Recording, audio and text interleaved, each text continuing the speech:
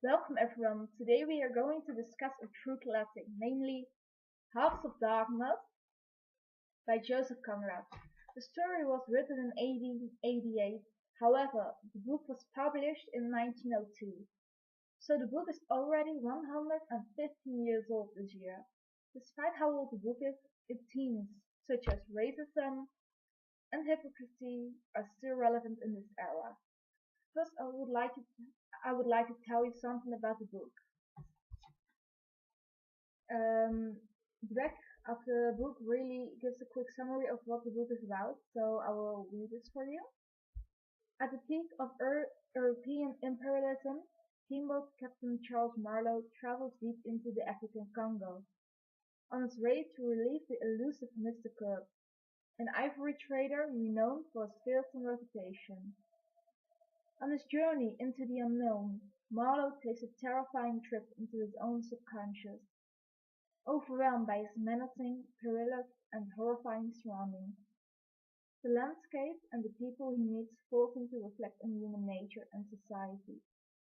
And in turn, Conrad writes revealingly about hypocrisy, morality, and the danger of imperialism. There are two main characters, namely Marlowe and Kurt. The character that has changed the most in the book is Kurt. Kurt's run from a series of images constructed by others for their own use.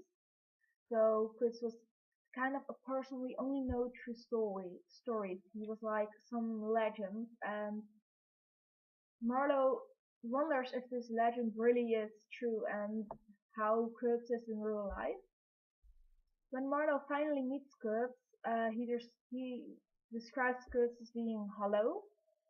This could be taken negatively, meaning that Kurtz is not worthy of Marlowe's thoughts. However, Kurtz can be seen as a choice or nightmare for Marlowe, so he's basically Marlowe's nightmare come true. And later on in the book, we learn how greed has taken over Kurtz, and Kurtz is no longer a great man from the images. He's no longer the legend that we first learned about. So basically we go from this kind of legend to actually someone who's not worth our time to someone who's completely insane and full of greed. So those are really big changes, and I think these changes had a real impact on Marlowe.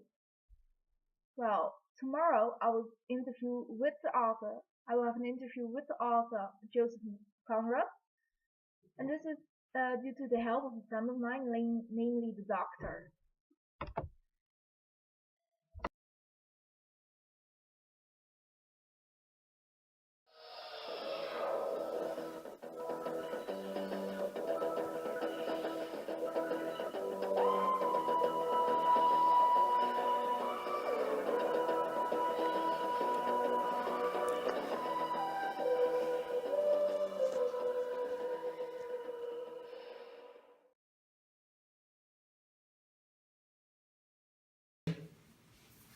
What's happening? Who are you?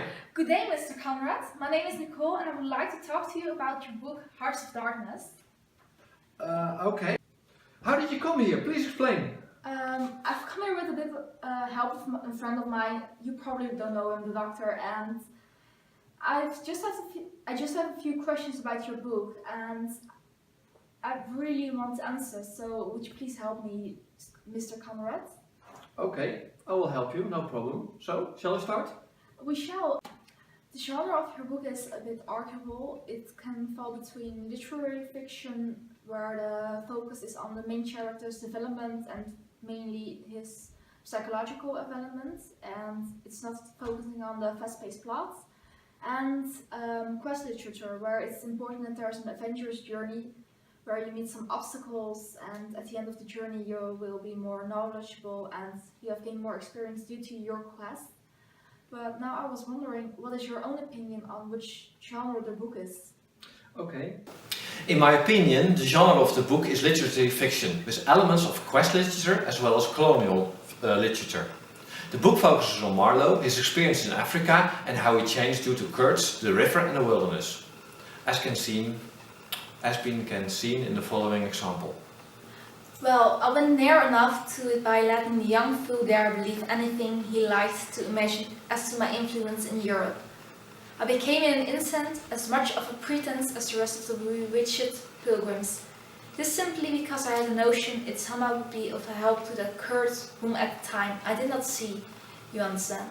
He was just a word for me. I did not see the man in the name any more than you do. Do you see him?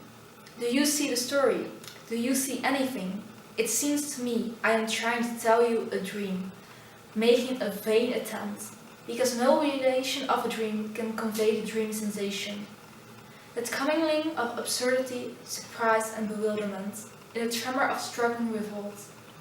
That notion of being captured by the incredible, which is of the very essence of dreams. I was wondering why did you choose this exact quote and why not another quote, because there are many quotes that show and reflect the great growth of Meredith's character. This quote represents how unreal his experiences were, but also at the same time they were real. This suits Marlowe and his dreamlike experience together with how somber-minded he was as a character.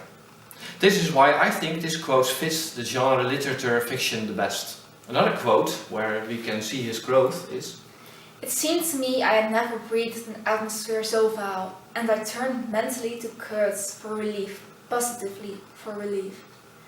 Nevertheless, I think Mr. Kurtz is a remarkable man, I said with emphasis. He started, dropped on me a cold, heavy glance, said very quietly, he was, and turned his back on me. My hour of favour was over. I found myself lumped along with Kurtz as a partisan of methods for which the time was not ripe. I was unsound, but it was something to have a less of choice of nightmares. Wow, it seems so much clearer now why I chose for these exact quotes. I have another question, and it's about your title. Whoa, is there something wrong with my title? No, absolutely not. At first I thought it was a romance book because of Heart of Darkness. It sounds so poetic. Romance? Rubbish. Nonsense. Absolutely not true. Yeah, but while I was reading it, it became clear that it's so much more. So, what are your thoughts on the title? Well, the Heart of Darkness stands for the beautiful river Congo. The river that's the central place where the story takes place. Yes, I figured that out while I was reading your book, and I thought it was practically clear in this most clear in these two parts. It had become a place of darkness, but there was in it one river especially, a mighty big river that you could see on the map. And the following, these quotes are both about Congo, the river. We penetrated deeper and deeper into the heart of darkness. It was very quiet there. At night, sometimes the roar of drums behind the curtain of trees would run up the river and remain sustained faintly, as if hovering in the air high over our heads, till the first break of day.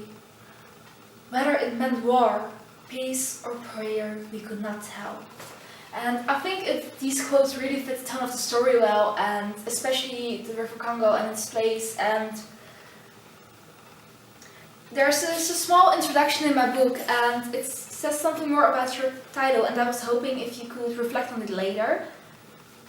The region was made state of warfare over slavery at the time, leading to massacres of atrocities that Conrad bore witness to. His experience colored his view of humanity and crystallized his own views, allowing him to become more complete as a personality. It also erased the romantic vision of Africa that he had developed as a child, and which led him there in the first place. He came away with the nucleus of a story, painting Africa as a primal, dangerous and unprepossessing continent, hence the chosen title. Well, this is a great explanation. However, the darkness doesn't only stand for the darkness of the jungle, the river and the natives. It also stands for the darkness that is within everyone. That's illustrated in the following quote. I take it, no fool ever made a bargain for a soul with the devil. The fool is too much of a fool, or the devil too much of a devil. I don't know which, or you may be such a thunderingly exalted creature as to be altogether deaf and blind to anything but heavenly sights and sounds. then the earth for you is only a standing place. And whether to be like this is your loss or your gain. I won't pretend to say that most of us are neither one nor the other. Wow, I think that this quote really shows that there's something good and something evil in every one of us, and also there's something light and something darkness, some darkness or something dark in everyone, and I think it really fits the title and the tone of the book. Oh, the time! I'm sorry, I really have to go, my friend's waiting for me. Thank you so much, I'll see you later, bye! Okay, bye bye!